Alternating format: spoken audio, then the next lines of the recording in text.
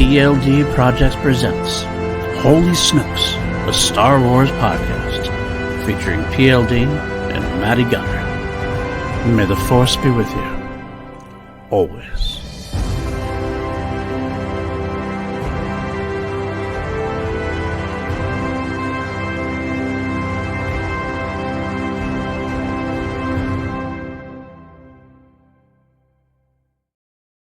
What's up, everybody? Welcome back to Holy Snokes, a Star Wars podcast here on the PLD Projects Network. With me, I am PLD, the guy that's name's on the tin, according to my sidekick here. Matty Gunner, my friend, how are you doing? Your name is on the tin. It's definitely on the tin. I'm doing all right, mate. It's been a bit of a hectic week. How have you been? Yeah, it's definitely been a week. It's been a week. For sure. Exciting stuff happening.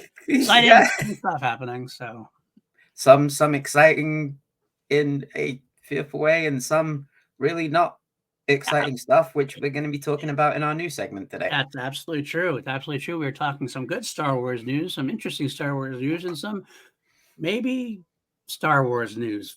Let's get right into it. We got a lot of things to talk about. Our main topic this week was to discuss the Music by John Williams documentary on Disney Plus, which came out on November 1st. I watched it. I loved it. I can't wait to talk about it.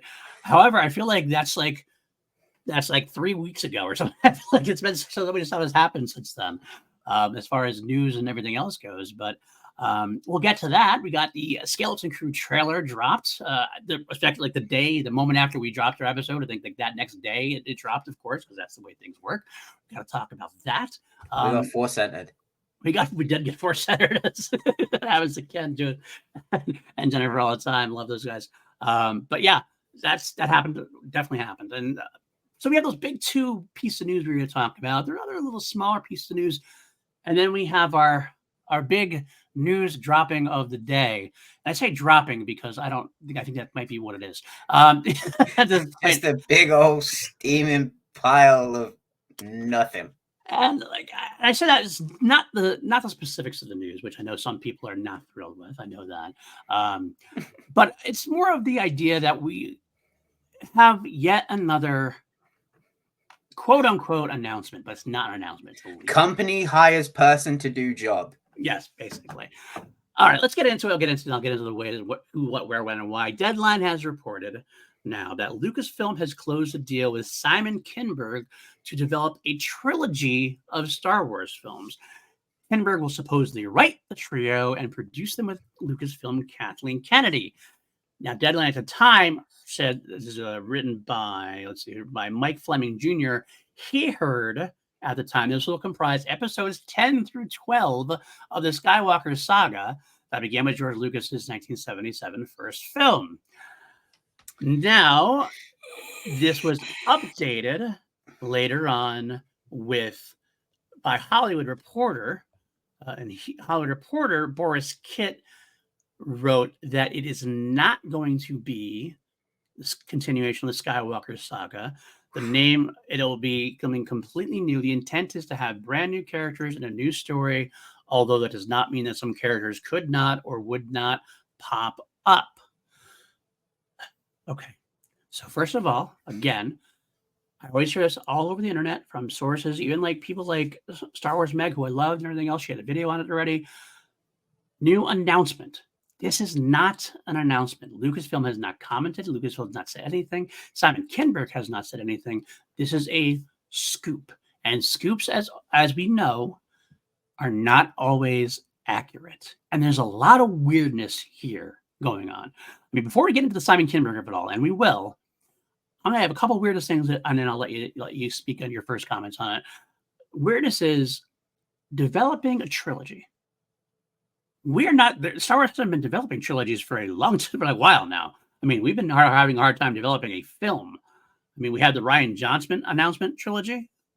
That's obviously probably not happening now as far as we know. So to announce a trilogy seems like an odd move.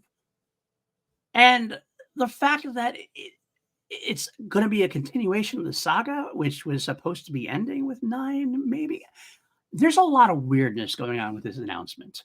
And I'll let you speak first, and then we'll get into the actual Simon Kinberg of it all. What are your initial thoughts on this? You hear that? What? Can you hear that? What's that? That's the sound of no one giving a shit. Like, oh, dude, I'm such a bad podcast host that I'm just like, cool. A guy who wrote some stuff on Rebels is being attached to write another Star Wars project. How is this big news? How is this Hollywood Reporter deadline? Like, are they literally like scraping the bottom of the barrel to find something to put out on Star Wars? And this to me says Lucasfilm are actually like starting to do their job.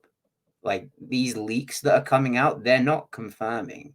Right. They're not saying, yeah, this is definitely something we're working on. This guy's worked on Rebels before, so maybe Dave did reach out and say, hey, do you want to take a crack at writing something else for me? Right. Right. This is a big nothing burger. This is bullshit. I would think I'm going to disagree with you a little bit.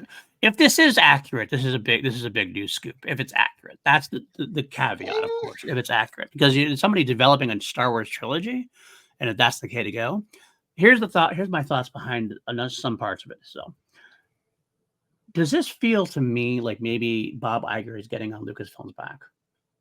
You have to get something done. You haven't had a Star Wars film since 2019. We are sitting on a $4 billion movie, like Glenn money, and you're not doing shit with it. You're doing Disney Plus shows, which are fine, and you're having fun with them. You got to get me some big billion-dollar movies again. And because of that, is he going to push for something like this? Simon Kinberg is a known quantity of sorts. At least you said he's worked with Lucasfilm before. He helped co-create Rebels. He wrote some of Rebels. He actually was rumored at one point to be working with Lawrence Kasdan on something Star Wars back in the Episode 7, Episode 8 days, and never came to be.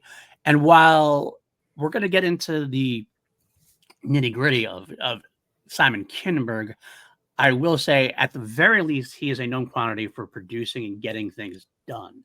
So it might be a fact of we know this guy will finish the movie, we'll get something into the theaters. Quality is a different story, but it's something that maybe we can get something out there. We have a relationship with, we know we can work with it. It kind of screams to me like a J.J. Abrams thing. Let's go back to someone we know, someone we know can get the job done. We've worked with them before. Let's get it. Let's just hand him something and do something with this. Now, the other part of that, before we get into the nitty-gritty of it, like I talked about, is interestingly enough, the news, throwing all this like news of the wall kind of stuff, we have on one side Simon Kinberg developing a Star Wars trilogy, writing and developing a Star Wars trilogy. Part two of that, the Hollywood or the Deadline people saying they heard it was episodes 10 through 12. Hollywood Reporter refuting that idea potentially. What did we hear from Daisy Ridley recently? Exciting news coming. We got news coming. Something's in the works. The Rey film, which has been more and more going into a episode 10 feel, is this all news, all related? Is with the leaving of Simon Knight, was it right? Stephen Knight, thank you. Simon Kinberg, Stephen Knight. Is Simon Kinberg the replacement? Is they gonna do a whole 10 through 12? Are they totally taking Stephen Knight's draft away and completely starting over with it? I don't know. I don't know anything about it, but it does seem like it's a lot of stuff up in the air that might be connected and it might not be. Thoughts on that? I think they're just calling it episodes 10, 11, and 12 to, if it is a continuation of Rey's story, I think they're just using the 10, 11, 12 as like placeholders, because it is a continuation of the character in the story. I don't know, dude. I'm just like, he's been brought on to develop it, and you say he's a safe bet to get it into theaters. There is no, like, Rogue Squadron. Patty Jenkins should have been a sure bet to get it into theaters. She won it. Yeah, but she hasn't had she hasn't had the career that, I mean, she had a big Wonder hit Woman? movie. Yeah, a big hit movie. Simon Kinberg has been involved since the early 2000s. He was involved in the X-Men, all the X-Men franchises, like all those. He did and this is not a great thing, but he did the first two Deadpools, involved in the Fantastic Four. He was involved with the Sherlock Holmes film. He was involved with A Haunting in Venice and Murder on Orient Express, the Kenneth Branagh movies. He's been doing a lot of work on stuff, and that stuff gets done and gets into theaters. You can argue the quality of it, some of it, but it does get done. Patty Jenkins doesn't have that kind of that kind of pedigree behind her as far as Okay, Taika. Taika has worked with Disney in the past on billion-dollar movies. And then Thor: He Love was and Thunder, developing something, and now it's poof. and then Thor: Love and Thunder went over like a fart in an elevator. He shouldn't have done that. That movie was great. I liked it too. I'm just saying, but that's the perception. All of a sudden, like, Colin Trevorrow did Jurassic. Oh. But you know what I mean? And just like even someone like him who has worked with Lucasfilm, he's worked on Rebels. I don't think anything is a safe bet to get into the theaters at this point, because they could turn around and say, this doesn't work to how Dave and the story group like stuff done. We're gonna throw out your script too and bring in someone else, which is fine. I'm all for that, for getting it right. But just because something's in development doesn't mean, especially with Lucasfilm, just because something's in development doesn't mean we're ever gonna fucking see it. Here's what's gonna happen, and here's what I bet is gonna happen. If this is true, they announce it Celebration. Everyone goes, yeah, new trilogy, woo, Rey trilogy, we're getting a Rey trilogy, yeah. And then we get 6 months down the line, new writer brought on for Rey trilogy. Oh, 1 year down the line, movie delayed. Oh, next Celebration, it gets announced again. Yay! Gets delayed. New writer. It's just gonna go in a cycle. Well, here's the thing about that. That's a problem. Like, that's a big problem. That's a problem. And like you say, like you want Lucasfilm to get it right. I get that. You want Dave Filoni to get it right. But there's something about getting it right. There's also something about getting something done. Like you can get it right all you want. You try to get it right, and you should try to get it right. But the fact is, you're going years without a movie now. Like, take your time, but get it right. I get that.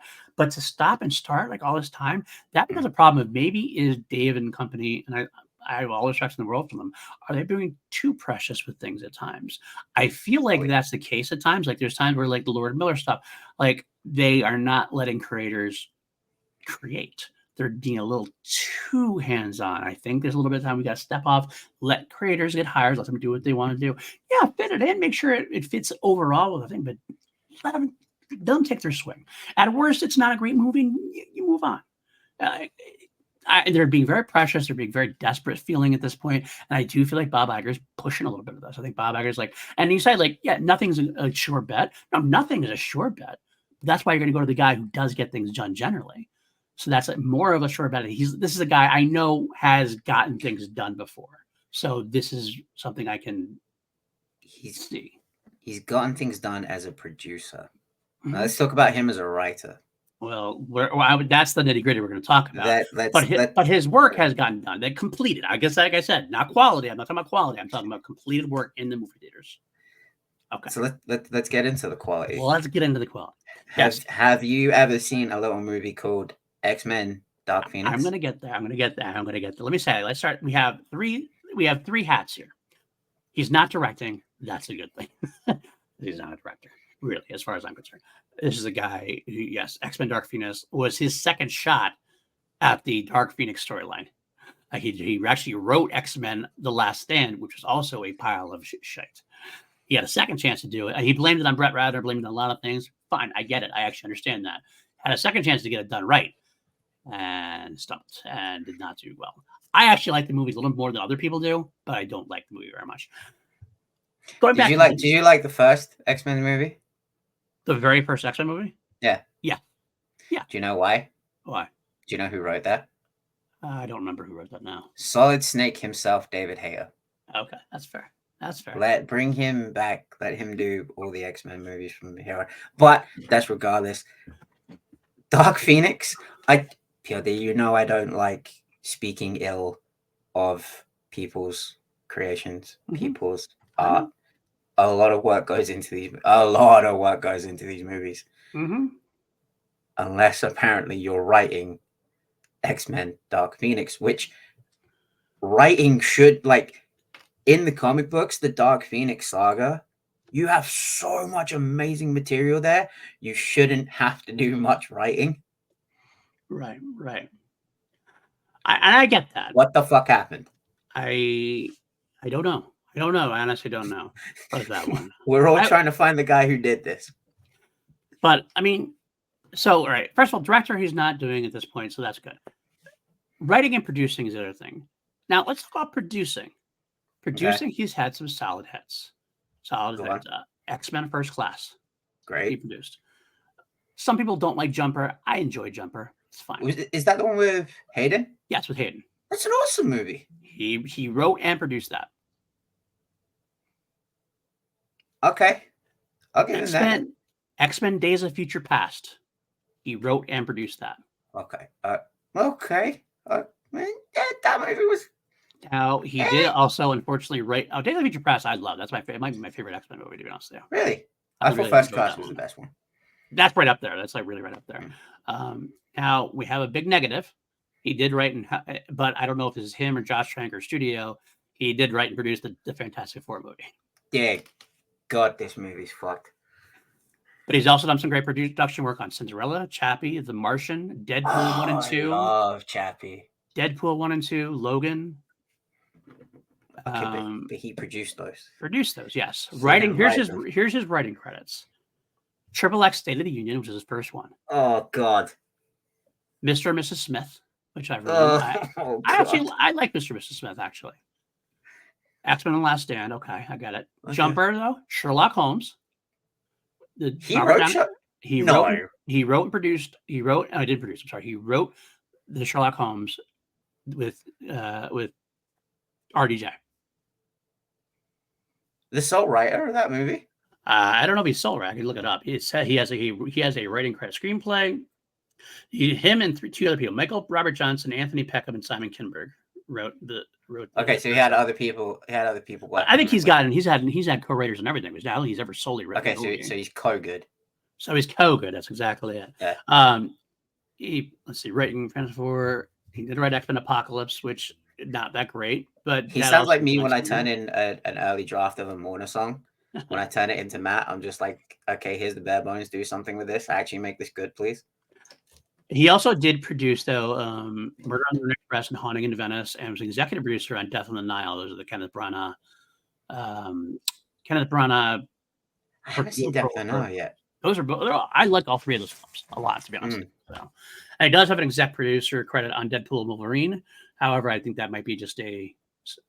PJ told me, and I agree. I probably is the case. It's just kind of like a Fox deal to Marvel. That was kind of part of the deal. I think. I don't think it was a name credit only, to be honest with you. But he also did executive produce Abraham Lincoln, the Vampire Hunter, which I really enjoyed. So, I haven't seen that movie. It's a lot of fun. He did actually get creative consultant and thank credit on Star Wars: The Force Awakens, and he got a thanks credit on Rogue One. I don't know what he did, but he did involved with those as well. Yeah, what do you do on Rogue One? You got a thanks credit. Thanks to Simon Kinberg. I don't know. Cool. Thanks, Simon Kinberg, for whatever you did. Now, he also, like I said before, we mentioned that he did co-create Rebels. And maybe that's why he got the thanks credit, because Chopper has a cameo. That could be it, I guess. It was Simon Kinberg, Dave Filoni, and Carrie Beck who created Star Wars Rebels.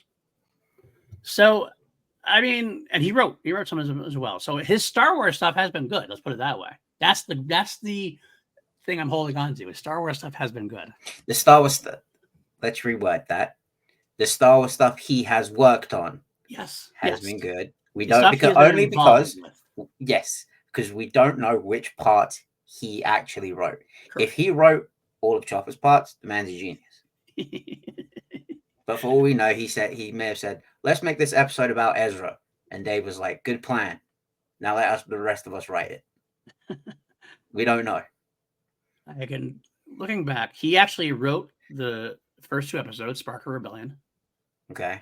Those are two. I'm looking down on it. He wrote the Call to Action episode in season 1 where Call to Action. You said. Yes, I do. I do say Call to Action. Remember that one? And I remember that podcast. I do too. And he wrote the finale, Fire Across the Galaxy, in season 1. I think he left. He might have left after season 1. I'm not sure after that, but that's still like the first. He got it going, and he wrote some of the better episodes of that season. So, he came back. He came back and helped co-write the Twilight of the Apprentice episodes, the Ahsoka and Vader episodes. Okay. Dave Filoni, Simon Kinberg, and Stephen Melching. I'm going to scroll down here. See anything else? That's the last time he wrote. Let me see. That might have been it. Let me see. I'm going through now still. I mean, season 4 hasn't appeared in a bit, so he probably left at that point, got busy with the X-Men stuff, and probably didn't come back. But no, he came back and he helped co-write the finale, the very finale of it. Well, then everybody and their mother did. It was Dave Filoni, Henry Gilroy, Carrie Hart, Simon Kinberg, and Stephen Melching. So either way, okay, look, when I heard this news, was I excited? No. Was I like happy about it? I'm going to be honest. I'm not like, thrilled with it. I'm trying to keep an open mind with it. I do know that he has had some success with some stuff I like. And I'm hoping that if this is true, which I'm still not entirely sure of, if this is true, I, of course, will be their opening day, and I'm going to hope for the best. And let's see what happens. I guess is what I gotta say. Do I wish for somebody else? Yeah, I do. I'm not even at that stage yet. I'm just like, I'll believe it when it's on the screen. That's fair. I'm just gonna hold on to the fact I like some of the stuff. There we go. Okay. I hope it is good. Yes. But before that, I hope that it happens. Yeah. Although, to be fair, if 6 months from now this one went to the wayside, I wouldn't be gutted. I wouldn't be gutted. I wouldn't be like, I'd be kind of all right, let's move on. That's what that way. Another one bites the dust. Another one bites the dust, and it'd be exactly. All right, let's move on then to we have a couple other things to talk about. I'm going to talk about just reading some things really quickly. I mentioned because you've actually read something that I have not. I did recently. Comics. As people know, I've been doing a reread of Legends and Canon from the get-go, and I've stopped pretty much all current. Like when things come out, I haven't been reading them as they come out. I've been kind of waiting till I get there. Like I haven't read The Glass Abyss yet. I haven't read some of the High Republic stuff yet. I'm catching up on some short stories because I found some short stories from the High Republic that I didn't have before. So I'm kind of going back, catching up on those in the timeline.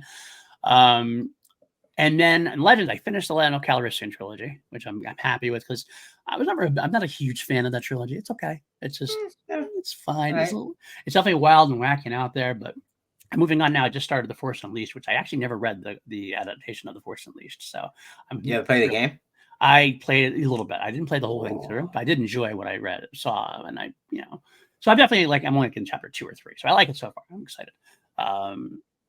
And then, as far as canon goes now, though, the books that I have gotten, the Battle of Jakku comics have started coming out, and it's an interesting thing because they're doing them like weekly.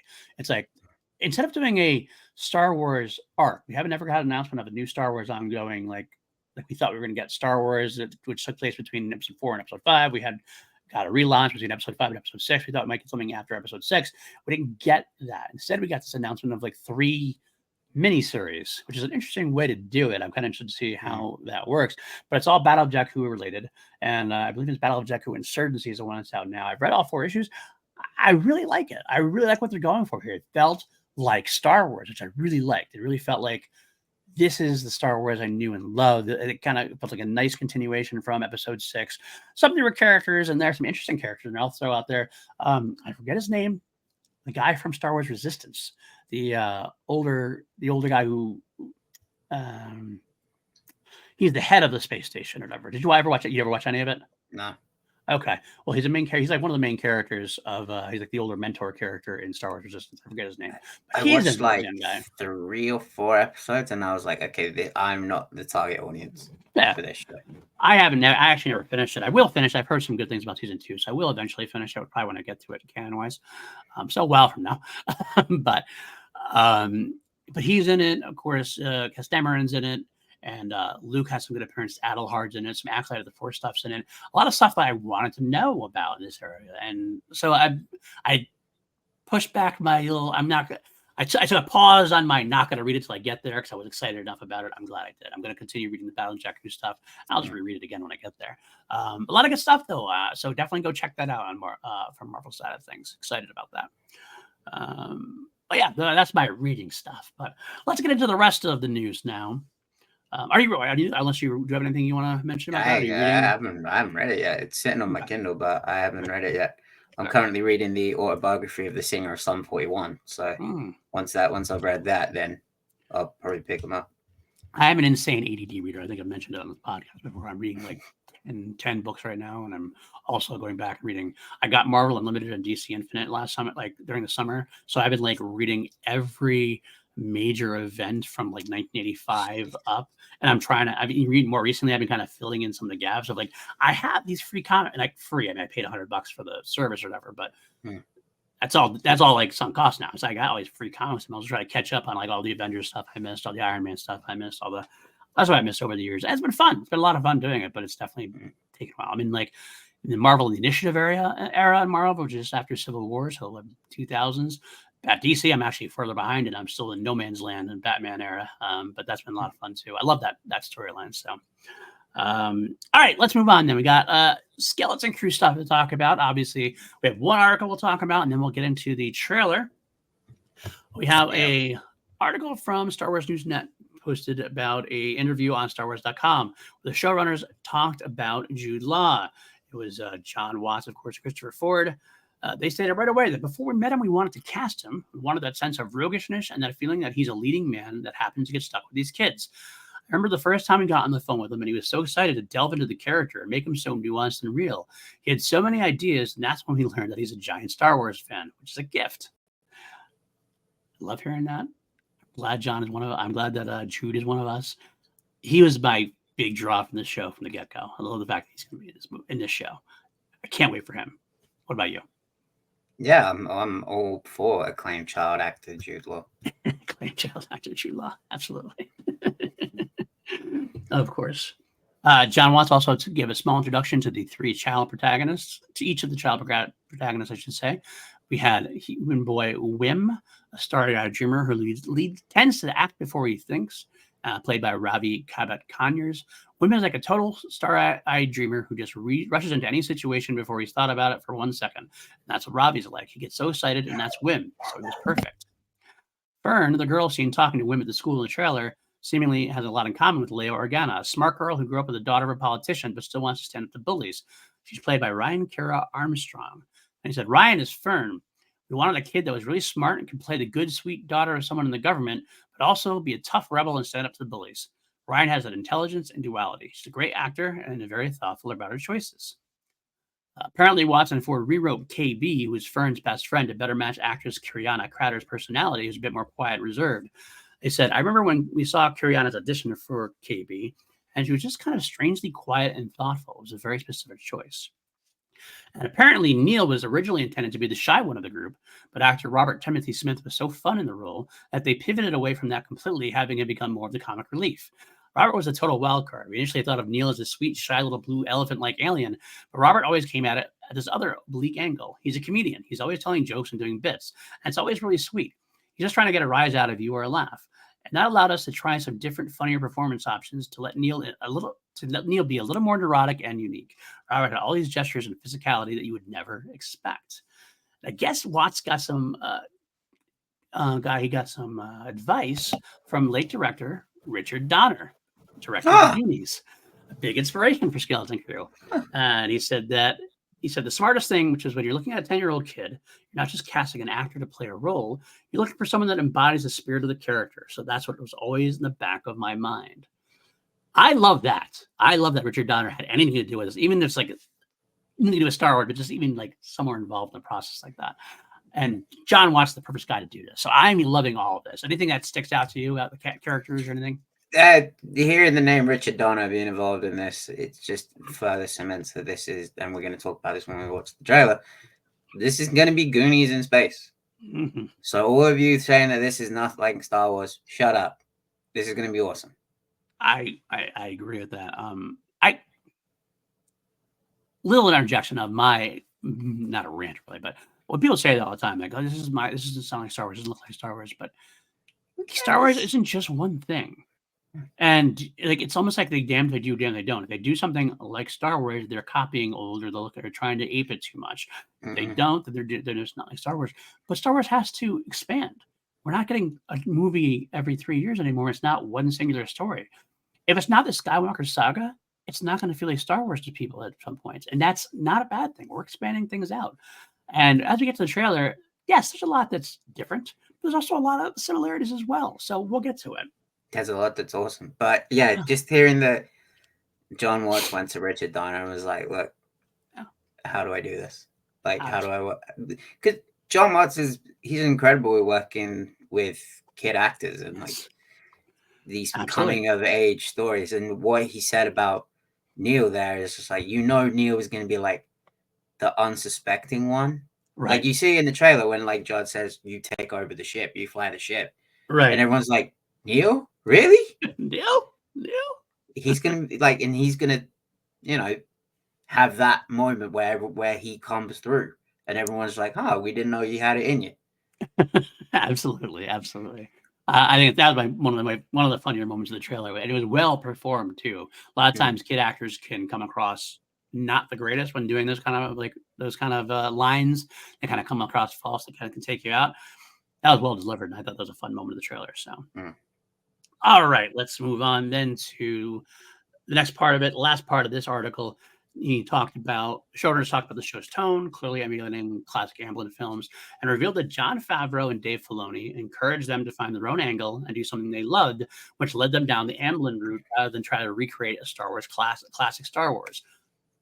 Like we just said, a lesson Disney should take on board with other Star Wars projects, perhaps. That's a Star Wars Newsnet addition, I believe. They ain't wrong. The quote, "It was an instinct we had from the beginning. And later talking to Jon Favreau and Dave Filoni about the way to approach trying to write in Star Wars, they advised we tap into something that you love. You can't just do Star Wars because you're kind of aping it. You're trying to do what George Lucas did, and he was trying to make Clash Gordon or a Kurosawa movie." Watts added that he greatly benefited from speaking to Filoni about experiences working with George Lucas. It was fascinating talking to Dave about his conversations with George and his original Star Wars influences. That really helped open our minds about the right way to approach the universe and figure out if something feels correct or not. Mm. I'm not worried about it feeling like Star Wars. It's going to feel like Star Wars. Can you imagine if, say, A New Hope came out today Mm-hmm. and someone said, this doesn't feel like Seven Samurai. Mm-hmm. This doesn't feel like Kurosawa. This doesn't feel like Hidden Fortress. Yeah, because it's not supposed to. It's not in black and white. It's not all Japanese. It's not the greatest action Absolutely. movie ever made in Seven Samurai. And I'm not the only one that thinks that. Right. But, like, this is going to be something awesome. Like, we grew up with these Amblin movies. I think it's going to take a minute for kids to really get latched onto this. I mean, even John Watts has said that this is a kid's show, but it's not strictly for kids. And you look at Stranger Things, it's a show that involves children, but it's not specifically a kid's show. But, we grew up with these movies like Goonies, Hook, E.T., all these Amblin movies, and they're all great. So put that in the Star Wars universe, it's probably going to be awesome. Absolutely. Absolutely. Mm. All right. Let's move on to the trailer then. Yeah, let's do Move this. on to the trailer. I put it up here. Let's see what we got here. I'll get rid of that. I'm not gonna listen to it or not reacting to it. I just figured this was a good way to talk about it. So no Major Tom in Huttese. No Major Tom and Huntzies. You know what? Let's talk before we even start the trailer. Let's talk about that. There was a couple of things we talked about Star Wars. It not Jeez. looking Star Wars enough. A lot of people had some issues with the music. I didn't. I Oh, didn't at all. It's Major Tom in Huttese is a fun addition. It's a trailer. I don't think we're getting this in the episode. I really don't. I hope we do. I don't think we will. I don't think. I think it's going to be a trailer only thing, or maybe we get it during like the credits or something potentially. I could see that maybe, but like, I mean, I don't love the idea of vocal music in Star Wars, like the Acolyte thing at the end of the Acolyte. I didn't love that, and I don't love that at the end of the thing. I think it kind of takes away from it. You liked it in Ahsoka. Not really. Really? I think it was okay. Well, it's on its. The I punk like rock music when she's on the punk rock bike? music. The punk Yeah. rock music and the bike was okay because that sound like that was okay for like the. But as far as like being a score to a movie, it's in universe like that. That made it that was different because it's just Star Wars listening to a rock in Star Wars. What if they have it playing in the ship as they're flying it? I actually I might be okay with that. I might be okay There with you go. that. I'm okay with that. But there's also the synth music at the beginning. And to me, I was like, that's exactly what the vibe they're going for. They're like, Mm. it's the 80s, Stranger Things, kind of like it fits. I'm okay with that. I don't see what the problem was with that. People get so uptight about it. And like when I said before, like I'm not for some of the music at the end, like that kind of act like stuff or whatever. It's not like it's not like I'm be done with it. It's not like it's a deal breaker or anything. Just something I prefer not to have, but that's all right. All right. So Before I just have one last thing. I was talking to a friend of mine about this. It was we were talking about how trailers these days are taking classic songs and adding the Hans Zimmer at the front of them and just turning them into like creepy, slow trailer themes. I like this more of taking a song and like putting it in the universe. Like this isn't sung in English. It's not sung in Basic. It's sung in Huttese. I know that's what's and I want to ask you. You could pick one song to be sung in a Star Wars language for a trailer. What are you picking? Oh God! I think I have the perfect one. All right, go ahead. You go because you got a perfect one. Bon Jovi, Dead or Alive. I like that. I like that. I'm gonna stay on brand. I'm gonna go with which one do I want to go with? Bohemian Rhapsody? No, not Bohemian Rhapsody. I wouldn't want that. Although having it done in Huttese might change my mind. Snice Noodles singing Bohemian Rhapsody. I'd probably go something really random like Innuendo or something like that, which I really like. The kind of epics because it actually sounds like classical rock in a way. I could see it like fitting the universe very well. Maybe either that or maybe Under Pressure. Under Pressure could be fun. Under Pressure would be good. Under Pressure could be fun. Last Chorus would be good. Fat Bottom Girls. That's always good. I love me some Fat Bottom Girls. Song too. All right, let's start the trailer. Let's start the trailer. All right, so I love the beginning right away, right? And it sets it up right away. These are two kids who are, one is a troublemaker. She's going to be a pain in the ass, and I love her for it. We have their kid, just like they said, started out willing to do a lot of adventure stuff, and they're caught and brought to the proctor's office, which is what the Arbus sign says, according to Alex. I explained. I really love, go back a few frames. There's like, he looks over his shoulder, and then the next frame, he like looks over his shoulder at his dad. Yeah. Let's see right here. Oh yeah. That's there. That was good. That was good. I wonder if he's dreaming there and it goes into it. That'd be kind of interesting transition. Maybe like dreaming and like he's a daydreamer and literally, there's that. And that is his father. I wish I did the actor's name. I forgot his name, but he does really well in this trailer. I really like his character. I think he's fitting the role quite perfectly. It's interesting that they have Alex. Actually, I watched Alex's breakdown. So if I'm aping some of that, I'm sorry, Alex. I appreciate it. It's just that you. Alex, I love you. I'm trying to go in as blind as possible for this, so I haven't watched it yet. There's some cool, like he mentioned the idea, something I did actually notice myself as well. A lot of robots in the background of this. Like, and it seems like it's almost like a iRobot situation where like maybe the robots maybe this isn't as idyllic a place as it kind of comes off to being. Yeah, that's what I was kind of thinking. Like it's like what's the movie that just came out with Florence Pugh, Harry Styles, where they're in the made environment, the environment that like they've made. Don't Worry, Darling, I think it is. Don't Worry, something Darling. like that. Yeah, where it's like an environment that's been crafted, but it's not like the real world kind of. Right. Something to that effect. Maybe the droids are like hall monitors. That could be. That could be something simple as that. I honestly hope it would be more. That'd be kind of cool to have because we have the obviously adventure storyline going on, but we're going to go back to the parents who are obviously at this point like really upset and wanting to get their kids back. Obviously, like if there's an additional storyline there about maybe the robots being the droids being in charge, kind of the droids being very 1984 iRobot. Like that's potential interesting addition to that storyline to me. All right, this part we pretty much got before. They're finding the ship, of course. I love this font, by the way, and I love the poster. By the way, let me just pause real quick. I threw that up there. I think I have this in here somewhere, don't I? Maybe I didn't have the overlay. I thought I uploaded the poster, but that's all right. Did you see the poster? I did, yeah. It is such a great 80s. There it is. There it is. I love it. It's great, but I'm also like, the posters are this for every project. No, this is a different one.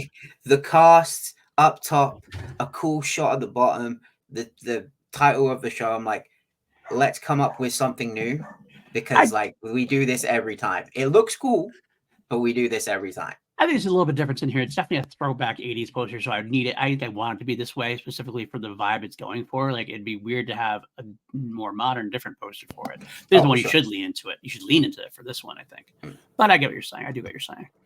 All right, so there we are. Yeah. All right, so we got the ship there. Obviously, there it is. Wim hitting the button, and off they go. Off they go. There's the Star Wars right there. We got the Star Wars. We're into space. I love the color schemes they got going on here. There's a lot of like very Guardians of the Galaxy. Yes, there's some Star Wars stuff right there for us. That looks just like Star. It's a pirate's den, I believe. It looks like the pirate's den of sorts. I want to. You mean the hyperspace part? Yeah, that looks like Star Wars. Oh, definitely, absolutely. This right here looks like a Star Wars part. He's getting out of some kind of pirate's den. It looks like the ship from. These are all ships from. There's a pirate, like the color scheme of Vane and from Mandalorian, so I believe it's the pirate's den. But here, I don't see any that I recognize. Do you recognize this ship, perhaps? No, it's too small. That ship, when it's blown up, that ship is the Katuni. Shut up. Or it's one that looks just like it. Are we getting Hondo? Is Hondo what's going to end here? We're getting Hondo, but like, I don't know if that is the Katuni. If it's a ship that's just like it. And it looks just like it. And even if it is, it doesn't mean we're getting them. This could honestly be an Easter egg. Stop right now. Stop. I am trying to hold back my expectations. Just don't even put that out there. Just don't say anything. Just don't say anything negative. I'm just saying. If you put out negative energy on Hondo Watch, we are never going to get him. Well, look, I am putting positive energy on it. I'm just not banking on it because I don't want to be disappointed. Bank on it. But bank on it quietly. This ship is the Katuni. That's what I'm banking on that. So, okay. Exciting news. Exciting news. Hondo Watch possibly ending. Another thing I like about this trailer, aliens. You got a lot of good-looking aliens. A lot of like. Practical too. A lot of practical aliens, exactly. Old Republic credits. Jawas. Go back. Let me see those boys. Old Republic credits, and there's the Jawas. Yeah. Right? Absolutely. I love they're talking about things. They're talking about Old Republic credits, and look at these are Old Republic credits too, not just like before the Galactic Civil War or not before Clone War. Like this seems like the Old Republic credits, which makes me wonder where did they get that from? They found it on the ship, the buried ship. How long has that ship been buried there for? It looks like this is a place. Like I'm just banking. This is me speculating now. Like it looks like they found the ship. There's something on the ship. They get to this pirate's crew. They don't know where their home is, which is an interesting part of the trailer. They don't know where their home is, and no one's heard of their home. So how far off is this place? This place, like potentially, I want to throw out there. Maybe it was at Peridia. Are they from Peridia? Is that the connection? But like at the same time, there was like Ithorians on the planet, and they knew like Wim was looking at Jedi Knights before. So I don't know. It's like in the book of the first trailer, the teaser trailer there. So I don't know. It's hard to say it wouldn't be, but maybe that ship was like pre-programmed in to be heading to that destination. It crash landed on whatever planet they're from, and they found it, and he's just hit a button. And whatever course, how like in episode 1, the autopilot, maybe they just hit the button and it was like automatically could be coded in. The fact that the pirate's den hasn't heard of their home planet, which is kind of weird. It's kind of weird to me, but we'll see how it works. They're also pirates. They're not the brightest, but other than Hondo, that's true, who is a genius mastermind, they're not the brightest bunch. They find this old ship. Mm. And what's on the old ship? And maybe old Republic coins, old Republic treasure. Maybe that's what they found there. Mm. And is there more? What else? You gotta have a treasure, right? This is a pirate story. It's the pirate's adventure. Do they tell these pirates there, and this is what gets them in trouble? The pirates all of a sudden, maybe this ship is like a mythical ship and is leading to some mythical treasure. And the pirates go, "Oh my god, we got to get this ship. The kids can't have it." And you know who else does that? Chewie Law hears that. Yeah. Chewie Law hears that and goes, "Oh, come on, kids, I'll help you out. I'll help you out." I think that's what we're gonna get here. And Chewie Law being like I think he's gonna be like a Hondo-like character in a way, like in terms of like. He'll be like a guy who is selfish, who has self-motivated, but will eventually like help the kids out because he's got a soft spot for him for some reason. I don't know if we're going to need a full redemption from him or anything like that. But I think. Do you want my early speculation? Yeah, go ahead. He owes Vane money. I think that could be true. That could absolutely be true. Or he owes someone money, mm-hmm. and he hears these kids with the Old Republic credits, and he's like, "Huh. I could use this to my advantage. Pay off the debts, ditch the kids. Yeah. Get the treasure, ditch the kids, pay off my debt, and then I'm golden." Right. But then he ends up like falling for the kids and wanting to protect them. Yeah, I think that's the case, and I would love that that's the case. That's a typical story, like in a way, but like I like typical stories if they're done well. That's the important thing, and I think this looks like it's going to be done well. A lot of action here. This is the aforementioned bit with Neil. Yeah. Perfectly done. I laughed. Neil, having some flick going on. Some good Star Wars action there as well. Now they make it to some other planet, obviously here, and there's some action. The pirates look great in this episode. Like the pirates look much better in this trailer than they did in the pictures. Like live in action, they actually look even better. I think. All sorts of action bits there. There's Smee. I love hearing Nick Frost's voice. I love his voice for this robot. It is perfectly like. He's like fighting some things off. Looks kind of like the Iron Giant. A little bit. A smaller version of him. That's it. Going back to the parents now, Perry Condon's character, that's an interesting costume. She's obviously a teacher, but I think she's also kind of a politician potentially because like she's got like this look to her. I think she's Fern's mom because the mom is supposedly the daughter of a politician, and she's obviously connecting with Wim's father here. But her costume looks a lot like a Mon Mothma kind of get-up, doesn't it? Okay. A little bit. There's the other part that got me about the robots. Look at watch the father looking over his shoulder. Yeah, he's like looking as if like who's watching me. Who's watching the thing is that there's parts of this trailer that are missing from Celebration in which the parents go to the government, and this is I'm bleeding on spoilers, but like if you've seen the footage, you've seen the footage, where they go to the government, be it the New Republic or whoever it is, to help them search for their kids. And this was all the stuff that was in the Celebration trailer that I saw. Oh, okay. And the government are like being very procedural about it. Like, like when you file a police report and they're like, "Thank you for this. We'll look into it as soon as we can." Like they're not very helpful, and you can see the dad getting frustrated. So I feel like the dad is going to be a character that becomes very disillusioned with the environment that they're in. Right. And he's kind of like, "Okay, what's going on here?" Absolutely. I think that's going to be the case too. Makes sense. So I got some more at the end. I think, the big monsters, of course, the big monsters. Great Star Wars shot there. I don't know what that planet is, but it's definitely, I think, probably a new planet. We got the X-Wings there, so it's obviously in the New Republic. That looks great. That's very Star Wars right there. I'm wondering if that's their homeworld. It could be, but it looks like that's what the pirates are for sure. So it's like, I don't know what necessarily is going on there, but I'm very interested to see what that world is. Maybe the treasure's on their homeworld, and the pirates like end up going there. Love that shot. That's cool. Booby trap. Booby traps. That's awesome to me. The booby traps. Such a sick shot right there. That's a great shot. Some wonderful stuff going on there. So I love the adventure. And there's the treasure den. Whose is that? I don't know. Whose treasure is it? We don't know. Is it Hondo's den? Is it Hondo's den? Hondo's den. That's Hondo's penthouse. That's right where it is. Although that's the point, is I wonder whose treasure it is. Is it somebody important? Is it going to connect to someone back in the day? Do we know?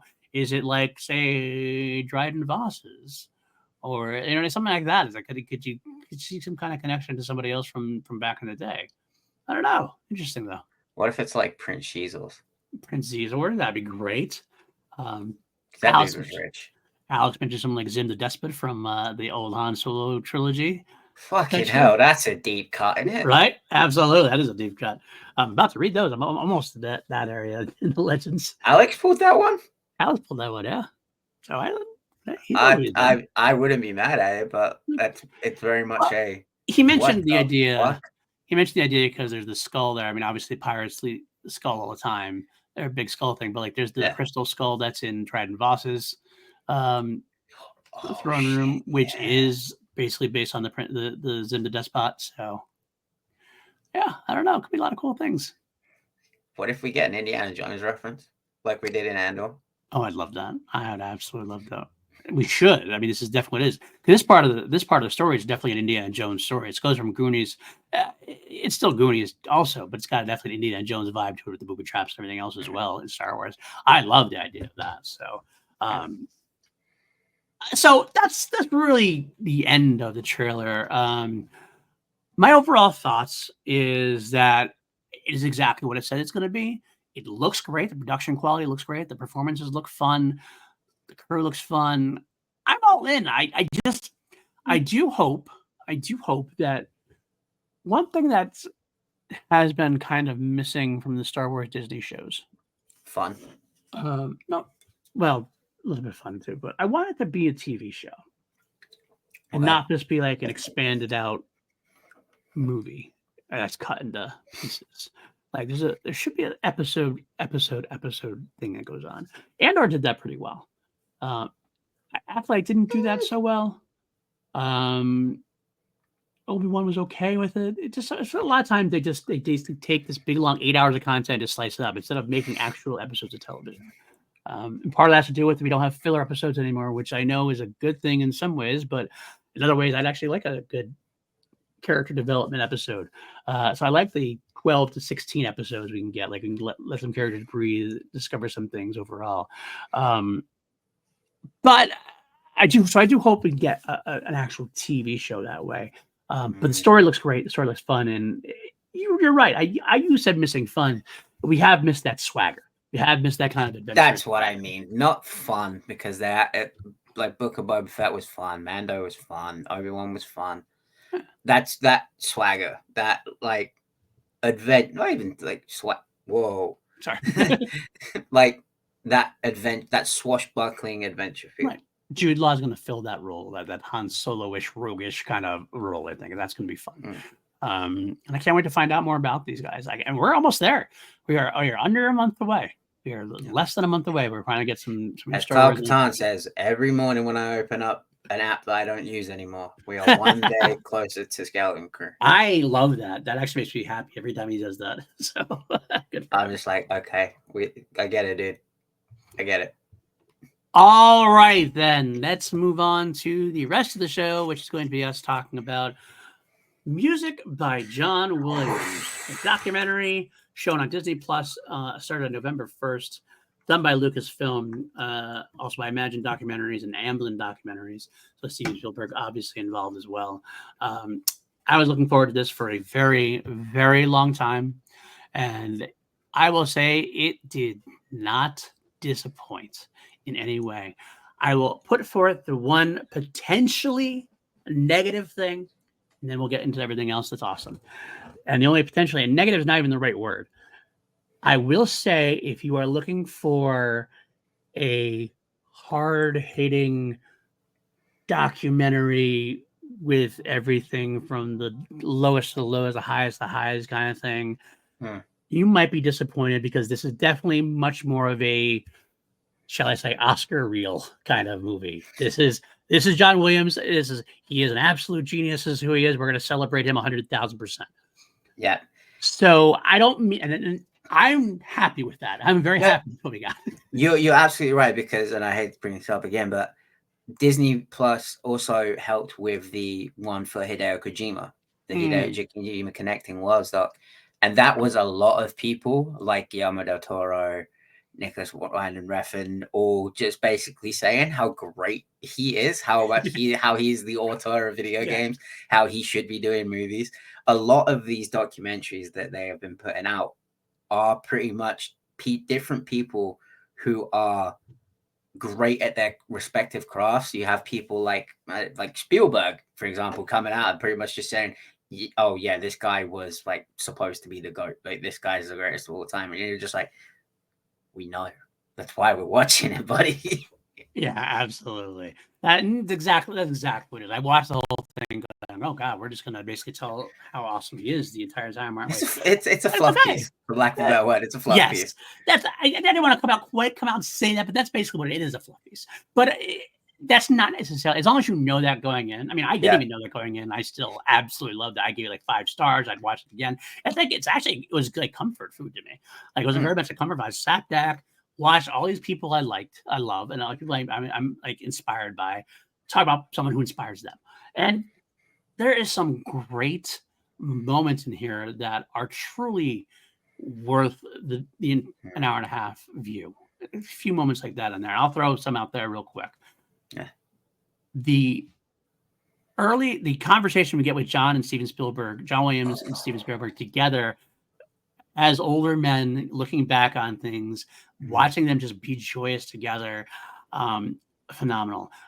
Compared to that too, we get some background footage of John talking to Steven during like actual sessions. Like there's one of my favorite parts was you see him scoring E.T. or they're watching E.T. and the Yoda thing comes up, and John obviously quotes the Yoda theme for when Yoda's on. Well, it's the kid in the Halloween costume, and Johnny so humble. Johnny is Johnny. I like love that. Lucas and Spielberg always used to call him Johnny Williams. I was like, Johnny Williams. I didn't, and I watched this documentary. You understand that that's what he called himself until he had to be more professional. That's what they make him John now. But he is really Johnny. That suits him much better when you listen to the guy talk. But during that time, he looks back. He's like, Do you think people are going to get that? Yeah. He was like, only 200 million. Only 200 million people. Yeah. I love those because you see and this is something I'm going to bring up later on. You always think about actor director combos. You never really think about composer director combinations, and more importantly, a super rare one, composer actor duos. Because when it goes on to talking about him and Harrison, it's just like the two of them together. Like he enjoys making music for Harrison Ford because he loves Harrison Ford as an actor. He loves Harrison Ford as a person. So he watches how Harrison acts on the screen and he tailors that music around. Like there's even the part where Steve Spielberg was saying that how he was scoring for every individual snake in that scene in Indiana Jones, and I was just like, I never thought of that. And then just listening back to it, just the way it would like trill and rise up a little bit as the snake was coming up, I was like, holy shit, this man really does like look at every single detail. Thing. Yeah, I love it. I love it so much. Yeah, he mentioned that as well. He also, I do wish that's my other. If I had another negative thing, the only other possible negative thing is I wish they had gotten Harrison Ford to talk. Yeah, because he didn't get to. He didn't. I don't. He's a busy guy. I get it. Maybe he wasn't around, but I would love to have seen him like now talking about the stuff before, for sure. But yeah, I love the Ke Quan way. The bit where they're talking to Ke Quan, and Ke Quan's like, I was sitting and it was as he was about to get his Oscar, and he was just like, I'm sitting next to Steven Spielberg, and then I turn around and John Williams is behind me, and he says, how many actors can say that they have a theme composed by the legend John Williams? Like, just the level of respect, and I get like this is what we talked about earlier, that it's essentially like an ego fluff piece for John Williams, but like. Yeah. It's just insane to see these people who are such masters of that. Not even just good or great actors. These are people that have like gone on to win the highest of the highs, the highest accolades possible. That they're turning around and saying, "No, that guy's the best at like what he does. I could never do what I do anywhere near as good as what he does." Right. Absolutely. You mentioned Harrison Ford. That was another one of the parts I really enjoyed was when he actually he mentioned like how Harrison Ford will give a look or the way he delivers a line is so different that he puts the music around that. I love that aspect of it. Another Great moment, especially for us on the Holy Snokes podcast as big Star Wars fans. Got to hear, and I don't. Maybe I'm an old man who's just forgetting things, and that could be the case. Absolutely, I'm getting much older, but we get to hear the alternate cue for Binary Sunset, this unused piece of music that John Williams wrote first for Binary Sunset before George Lucas said, "No, it's not what I'm feeling. I'm feeling this, and other thing." And then George, of course, had this like, great comment. He's like, I butted heads with some composer. I never butt heads with John. He has no ego about him. I tell him that something didn't work and I want this, and he'd be like, okay, I'll go home and I'll do it. And he comes back and does it. And we got the Binary Sunset, which is probably one of the most famous pieces of Star Wars music there is. And what a powerful piece. The first one wasn't even bad though. Like I can listen to that, but that's still a great piece of music. There was something he said that like really stuck with me that I'm going to be using in songwriting going forward. Is that he would always have the tail ends. He would have an and, an if, and a but, and he'd be like, okay, this happens and then this happens if this happens but, and like it always like ends a different way. And I'm just like, holy shit, that's genius. He loves the idea of not resolving things. And the next thing. It's always like the resolving notes. And he actually played something. So I play it this way, boom, boom, boom. It's like it ends. But I play it this way, boom, boom, boom. He's like, if I play these 5 notes like this, it sounds like this. If I play it this way, you get the Jaws theme. And I was like, yeah, so good, so good, so good. God, it's so good. And it's so weird that he does that it's like he doesn't like to resolve things because he has a very pop sensibility to his scores, which is weird. It's like we're waiting for that moment to come. We know that moment's coming, but he's just like, sit down, no, relax, it'll come right when the picture calls for it. Right. Like I'm not gonna. There's the whole thing about don't bore us, get to the chorus. He's very much like, no, I'm going to take you on this journey. You're going to come with me, and it's going to come when I think it's the appropriate moment. Yeah. And I was just like, oh my God. He's the greatest musician of all time. I loved also how he talked about sequels. He said he doesn't like doing sequels, but he feels like he has to because he wants to keep the continuity of his scores. And what a great thought that is too. Talk about continuity of like the story, continuity of the characters, continuity of the film, tone, everything else. But the continuity score is an important thing, and like it's very true. Why he doesn't do many, but he does do Indiana Jones. He made sure he did all those. He made sure he did all Star Wars, at least the first 9, and who knows, maybe more. You never know. And then he also mentioned like he did the first couple of Harry Potters, but couldn't finish them because he's got too busy, which is unfortunate. But he tried to always do it. But as a great, I never even thought about that before, to be honest with you. I mean, I think I did subconsciously, but like hearing it out there, I'm like, yeah, that makes a lot of sense. I wish it shows what kind of greatness he has. He's gorgeous. It also speaks to like the people around him, and I never like. Him working with George was so like a match made in heaven. Like it's perfect because of I never pictured John Williams as having a fuck you attitude. Right. But to turn and say to the Boston Pops Orchestra, you don't like my music that I made? Fuck you, I'm out. Yeah, that's true. Pretty much. And in a nice way. In a nice way, of course. And they came crawling back. And it was interesting to hear. Like I never knew. I mean, I definitely learned a lot about him, which I didn't know in terms of. I never really read any biographies on him, which I'm surprised at. But I never. Is there one? I don't know if there is. I don't know. I'm saying I've never read anything about him or anything. So, but I kind of knew some things. I knew he had done some TV work. I didn't even realize he had been such like a jazz pianist and jazz player and everything stuff. I never really knew that. Right. That blew my mind. For like, I can't remember which one of them it was, but one of them said that he was at the core of like the whole jazz fusion movement, and like you think he's just this master of these big theatrical scores, but then you listen to his actual like concert stuff, his stuff that's not a score that he hasn't written for a movie. It's some of the wackiest, craziest shit that doesn't make sense. Yeah, absolutely. But it's still awesome. Absolutely, it's fun. He's a fun guy, and like it's amazing how much Star Wars meant to him, what Star Wars did for him. Like Yeah. you kind of think he's always been there because he did, he obviously did Poseidon Adventure, did some stuff, did Jaws, this stuff before Star Wars. But man, Star Wars led him to do the Boston Pops, let him do which, by the way, like people don't even realize how big that is because we have these things today. We have concerts full of film music. We have shows everywhere. They show the movie with a live orchestra playing. That stuff doesn't happen without John Williams and Star Wars that way. That's it's because it's like that point that I was bringing up of him like saying "F you, I'm out," because they didn't want to play his music because film music was so like taboo at the time, which is crazy to think about because now who's going to watch the orchestra? Right. But like I'm going to watch the Gladiator with a live orchestra in a couple weeks. Like, absolutely. That's what gets people's butts in seats for orchestra shows these days. 100%. And like they're filling up the Hollywood Bowl. And so they fill up the Royal Albert Hall as well. Absolutely. So it's a wonderful thing that they've done for classical as well. And I think classical music finally getting a piece of that. Okay, well, this is a guy's bridge at least. We have because I think it was the guy from Coldplay who said it, which that was surprising. Yeah, that's surprising that you have him in there. But he said basically he's like, John Williams is the real true classical pop star.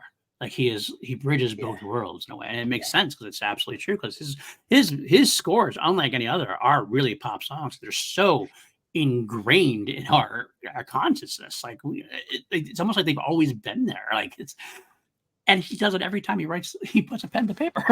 Yeah, it's like I said, there's always that part that like you're waiting for. You know it's gonna come back to it. Yeah. Like he's always going to come back to the chorus, which in this case is like the Force theme. Like you'll hear the Force theme, like a little bit of the Force theme pop up somewhere. You'll hear a little bit of Leia's theme pop up somewhere, and you're just like, there it is. There's that. The chorus. There's the hit me baby one more time. There's the it's my life. Like the big the hook. Absolutely. Essentially, which is crazy to think about an orchestra having a hook. The hook brings you back.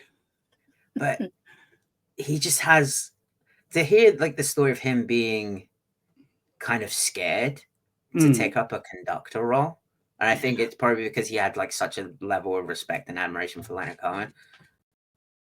It's like, that's insane to me because having seen him at work, which is after watching this documentary, I've seen Prince live.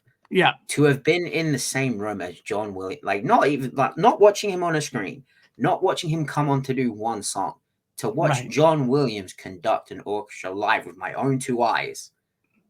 That's like, I'm very, very fucking fortunate to have done that. Same. To see the command that he has over an entire orchestra. Like now, I could pull up a program here and I could program either an entire orchestra or different instruments from an orchestra at a click of a button. This man has to write out the notes, which we'll talk about in a little bit, but some of those scenes where like we saw the books, like his notation books, like them pulling them all out boxes, just give me an hour in that room. Give me an hour in that room just to look through them. But he has such a command. Like these are really intricate pieces of music, and he has immediate command over every single musician in that orchestra. Every single one. Every single one. It's incredible. I couldn't do it. I don't know many people who can. And he mentioned that. That's actually one of the coolest things I heard from him too. Is that as an older man, I mean, obviously we know how old he is. I don't even mention his age at this point, but he still is so humble and still is so brilliant and still is so like supportive. He mentioned the fact that there was this idea that his art is dying to a degree, full orchestra sounds, and like Stephanie probably mentioned as well. A bunch of them they said like, you don't get that in scores most of these days nowadays. You don't get these big full scores. Like Star Wars: The Force Awakens came out and it's a big score, and it's like, oh, and people loved it, but it's not something that's done nearly as much outside anymore. And John Williams mentioned it too. He's like, it is kind of dying away. Like now we have a lot of these artists nowadays who will like play just everything electronically, or they're doing synths or keyboards. They don't use the full orchestras and everything else. And what I loved about that is he doesn't decry them. He doesn't say like, it's better in my day. These people suck now. It wasn't anything like that. He's like, he's like, and he goes, and they're brilliant artists. And I wish I could be here 50 more years and see where they're going to go with it. It's very kind of cool stuff. But he also can lament the fact that the thing that he loves is not in vogue anymore, so to speak. But it's a way that I think a lot of people should look at art that way. You may not like the current art might not be something you would do or that touches you as much as like say like what you did or what you did in your day. Doesn't mean it's bad. Doesn't mean it's awful. It just means that you have different views on it, and it's okay that they're doing it their way. Like I talked to my son about this. My son actually didn't get a chance to walk. He wants to watch the documentary with me. He's a little composer of his own. He does some video game stuff, and he does a lot of electronic composing. He's MIDIs and keyboard stuff that he's doing. And he's pretty good. I like what he does, but I like the fact that like a legend like John is like not gonna like cast him off. Like when he watches documentary, he's not gonna feel like, oh, he's shitting on me, kind of thing. It's like he's like, I get it, and that's the kind of artistry we need. That's the kind of like love we need for our artists, I think. So that was a beautiful thing, I thought. They even talked about it when George brought him on to do Star Wars.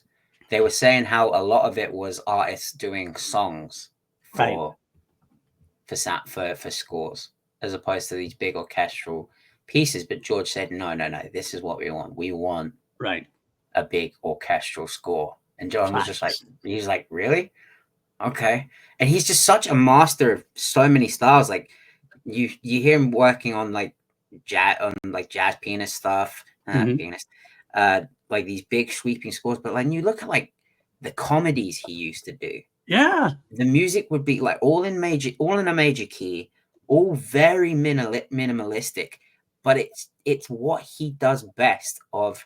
And George said this, Star Wars isn't Star Wars without Johnny Williams music. Right. His biggest strength is servicing the piece of art that's in front of him, servicing what's on the screen. Because a lot of his comedy stuff is like a lot really minimalistic, but it adds to the joke. It's like, that's a pretty funny noise that was just, that was being made as the punchline was being delivered. Like it helps the joke. That's his biggest strength. And like, he is essentially another part of the movie itself. He's not just this thing that you come in and a lot of scores now are just like people watch the thing and you put it on top. But then you have, I can't remember what movie. I think it might have been Close Encounters, where he was shown like 3 clips and was like, okay, you've seen 3 clips now. Write the whole score. We'll take it and we'll put your music to it.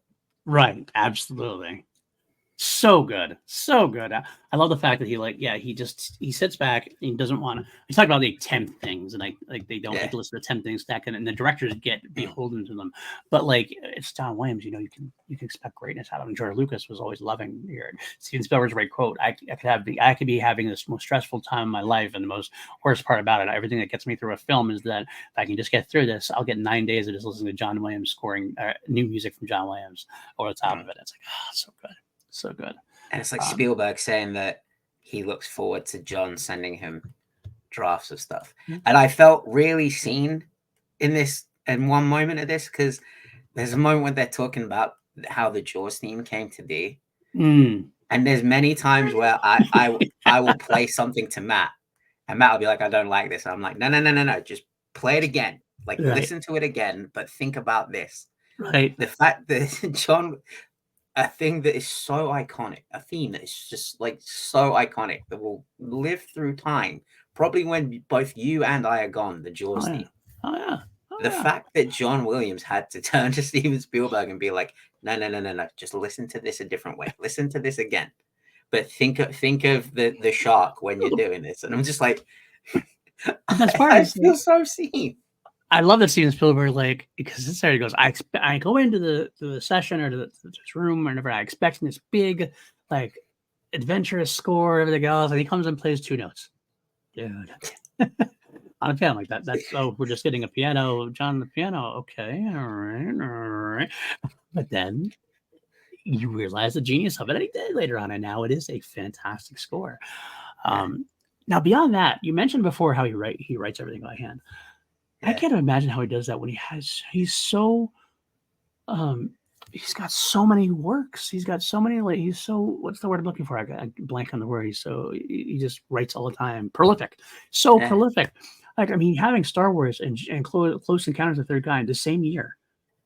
Jurassic Park, Schindler's List, two completely different musics, two completely different styles of scores. What were those Same two year. Oliver Stone movies that he did? Born on the 4th of July and That was the one where he showed him the JFK. clips. It wasn't Close Encounters. It was Born on the 4th of July. That's Oliver right. Stone said, I'm going to show you 3 clips. That's what it You was. come up Yes. with the entire score. Yes. It was Born on the 4th of July and then JFK as well. And it was brilliant. It's brilliant done.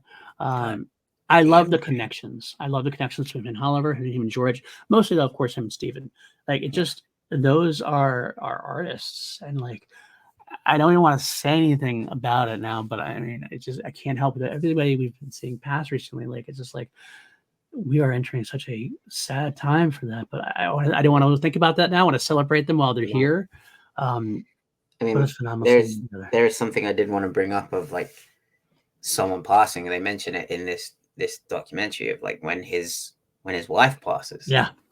And he's like, I don't want to do music anymore. Like and he even said like, I don't want to watch stories. I don't want make believe. I'm trying to like mourn the loss of my wife and the mother of my children.